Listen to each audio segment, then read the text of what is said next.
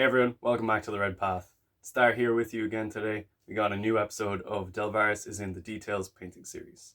Today we're going to be working on a fun little new technique, and that is oil blending. So grab yourselves a brew and let's dive in.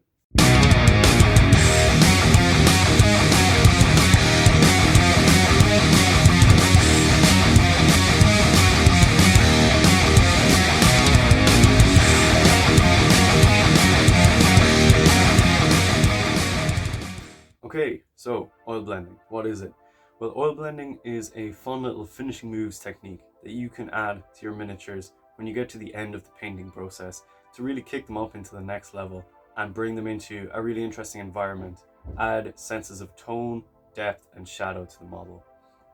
It's quite different from any of the other techniques we've covered so far, or that you might even be used to, because it uses just raw oil paint and a couple of brushes, blending that effect out to create a really nice dark to light tone, and getting all the tones in between that as well, while overlapping over everything else you've already painted, so that it's all united and filtered into the same kind of type of effect. For that reason, it's best to add this type of technique after you've finished everything else, so your basic coloring, your washes, and also any weathering that you've decided to do. It is pretty much the last thing that I always add to any miniature, and it just kind of finishes it off in a really nice way. So enough of this kind of preamble, we're going to get on to actually kind of diving into how the technique works in terms of like seeing it work on a piece of card first of all, and then I'm going to show you what it looks like on a miniature. That's all coming up next. Okay, what's up everyone? So before we dive into this technique, we're just going to talk a little bit about oil paints, first of all, because there might be a few of you who aren't really that familiar with how these paints act and how they're different from your standard acrylic paints.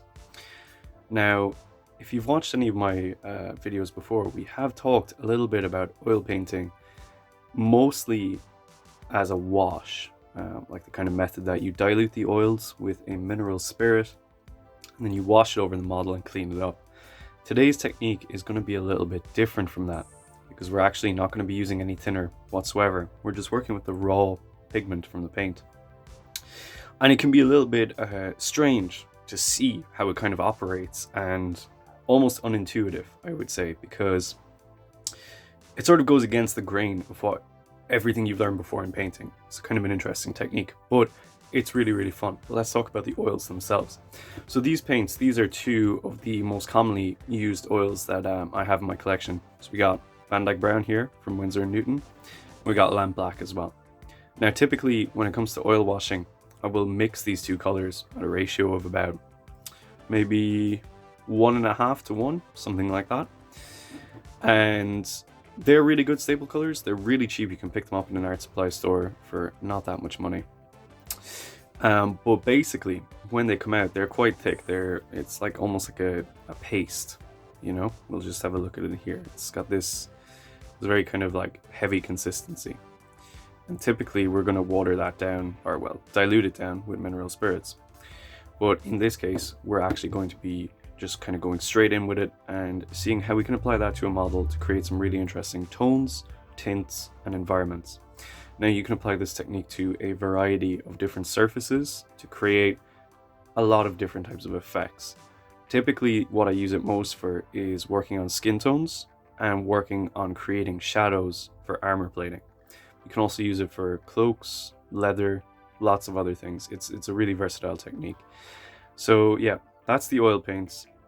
And typically you want to be using this towards the end. And I'll explain why that is once we get into the actual painting of it.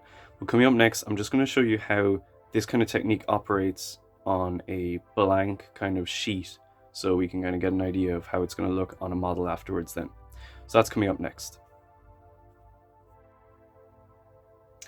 Okay, so when it comes to oil blending, you're going to need a couple of things for setting up. So we have our palette here on the top left. Obviously, as you can see, I'm not very good at cleaning my paint station when I'm done, and there's lots of old residual oil paint which is dried that you can see here, and that's kind of what it looks like. But we have this one down here. This is our fresh Van Dyke Brown that we've put out, and we have just a plain sheet here that we're going to kind of demonstrate the technique on. Now when you're oil blending, what you want is two separate brushes one for the application of the oil paint to actually put it on the miniature, and then a separate brush for feathering that oil paint out and actually developing the blend. The reason for that is that it's a very, very strong effect. So if you were to attempt to blend out with the brush that you apply the paint with, it's very likely that you will have too concentrated an amount of paint and it won't really blend correctly. Also, over time, that oil paint is going to build up and basically clog up the brush. So the thing about the brushes that you're going to want to use, typically pick up some synthetic brushes that you can kind of burn through really quickly, or in my case, when I finish using any of my nice brushes, like when they get towards the end of their lives, I will retire them to oil painting brushes, like the ones I've got here. So let's start on how we're actually going to apply this technique and just demonstrate how it works. So we're going to take here our application brush. We're just going to kind of get a very small amount of that paint, and basically we're going to dot it right here. Imagine this is a model. So we have this very, very small dot here. Now then, what we're going to have is our feathering brush. Basically what we're going to do is we're going to come in, we're going to feather out from this point and work our way downwards.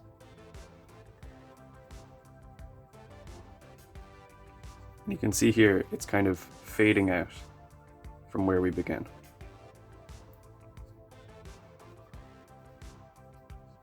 And you're getting a really kind of natural, nice blend from the paints. Now obviously when you're doing this, you can go for as subtle or as heavy an effect as you like. So this is what it looks like when you fully blend out that color. You have this really nice sort of like fade from a dark into basically right back into the white. And obviously you can work on this edge even more if you want towards the end and fully blend it out. And because it has such a long drying time, you can kind of play around with it for a very long time and work your way through it and kind of edit it as you see fit. And the best part about this, well, maybe not necessarily the best part, but one of the most forgiving parts about this technique is that if you don't really like the effect that you're getting, you can go back in with your mineral spirits and actually just remove the whole thing and wait for that to dry out. And if you want to start again, you can, or if you just want to leave it as is, that's cool too. So what we're going to do next is we're going to take a miniature and actually see how this plays out on an actual model. So that's coming up next. Okay, so what we have here is the body of a Contemptor Dreadnought that I've been working on. Now, as you can see, we're quite a ways into this scheme. We've put down all our acrylics, we've done an oil wash, and we've also completed an awful lot of weathering on this guy. So it's pretty much getting towards the finishing touches now. And what we're going to do is we're going to start oil blending to really emphasize some cool parts of this guy. What you want to do when you're oil blending, especially for armor, is bring out your shadow details. So we're basically going to pick first of all where we want those shadows coming in. And a logical place is kind of down here by the bottom where there's going to be shadow thrown up from being naturally recessed and all that sort of good stuff. So we're going to apply that technique that we just showed off. And we're going to start by getting our application brush. We're just going to put a quick row of oil paint dots down here on the bottom.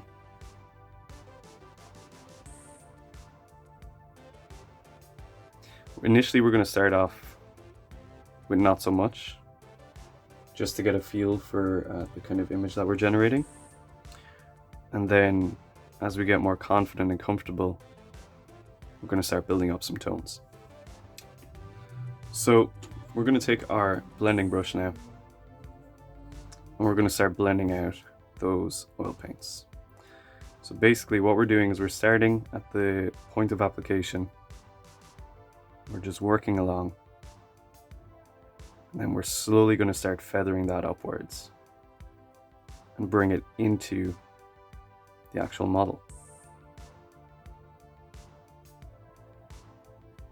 And you can see we're already starting to get a bit of a blend going on here. It's very faint, but that's what we want for our initial pass. We just want to lay down some shadows.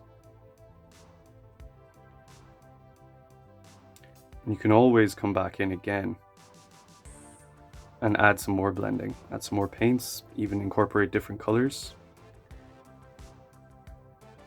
What we're going to do in this case is we're going to come back after our first blend and reinforce that area with some more oil paints. So right now the effect is very subtle. What we're going to do is we're going to apply this all over the guy in all the shadowed areas. So typically around here, up at the top of the head. That's the kind of thing there for the legs, or sorry, for the upper body, and then for the legs, we'll probably apply it down here by the bottom, maybe up a little bit at the top here, towards the bottom of this plate here, and the bottom of the knees. So we're going to do that, and we'll come back, see how it's looking after the first pass, and see if we want to do any more. So that's coming up next. Okay, so I've been working on the oil blend here, and I just wanted to demonstrate how much of an effect it can have on the overall piece. So you can see here I've oil blended one of these shin guards, this one here, and I haven't oil blended the other one, and you can see like it's quite a dramatic effect and difference. Adds a lot of shadow and kind of a sense of environment as well. But what we're going to do now is, so here is the upper torso that we were working on. You can see we've added a lot of different shadowy tones with that oil blend. And it's sort of creating a really interesting, even more weathered look than before. So what we're going to do with this guy is we're actually going to go in for a second blend to darken those areas up even more. So it's going to be the same process as before essentially, but we're probably not going to work quite as deeply into the model. But right now we're just taking our application brush, putting down a fresh layer of oil. And what we're going to do now is feather that back out.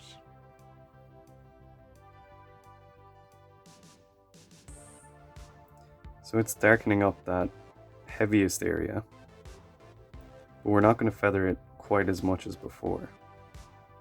So it will create a much darker final shadow, but leave that blend to the white armor from the initial pass.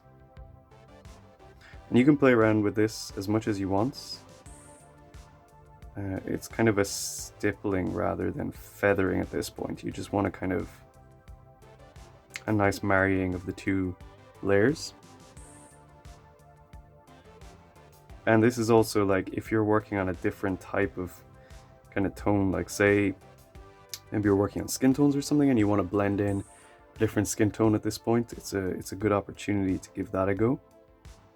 It's just important to make sure that you've given it enough time to dry out before working in with that second blend.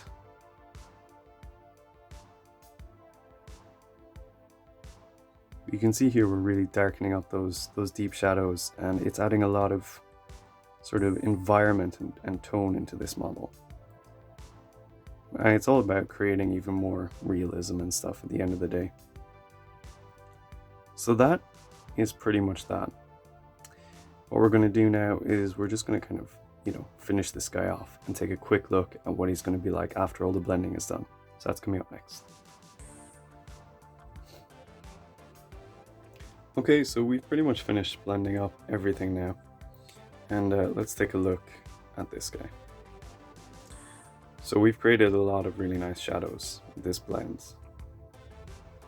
And it's kind of brought him into a really fun environment. That second blend has really served to darken up the shadows and kind of change things in quite an interesting way. Especially with the legs here, where you're going to get the greatest amount of shadow happening anyway. Got a lot of cool depth going on. So that's kind of it for this video, folks. It's a real quick one, but it's a handy little technique to add into your arsenal to add some really nice finishing touches. Like if we just put this guy sort of together, we have this really kind of cool looking shadowy contemptor now that's kind of gone from that weathered white to now something that's quite environmental. And when it fully cures out in about a day's time, it'll have really kind of married together with the overall effect and blended in a little bit too, so it'll look really nice and uniform. Now you can apply this technique to skin tones. Like I was saying, you can mix and match different colors, different hues. Like if you have a pale skin tone and you oil blend in a little bit of red, you're going to get a really nice kind of like flushed look that adds like the concept of blood flow happening under the skin. Like if you've seen the bust that I painted of Latara Saren, an awful lot of the techniques involved there for bringing the face to life was using different types of oil blending. But it's a fun little tool, like I was saying, that I usually use to kind of finish off a project and make it look real nice. So that is pretty much it for this one. Let's wrap it up and get us out of here. So that's going to be it for this one, folks. I hope you learned a cool little new trick for your own hobby station, and you're able to apply this to your own miniatures in a fun and interesting way. Now, like I said, there's a variety of different applications for this technique, be it from organic or inorganic materials, all the way up to actually like painting things like busts, where it can be fantastic for adding sweeping tones across the entire piece.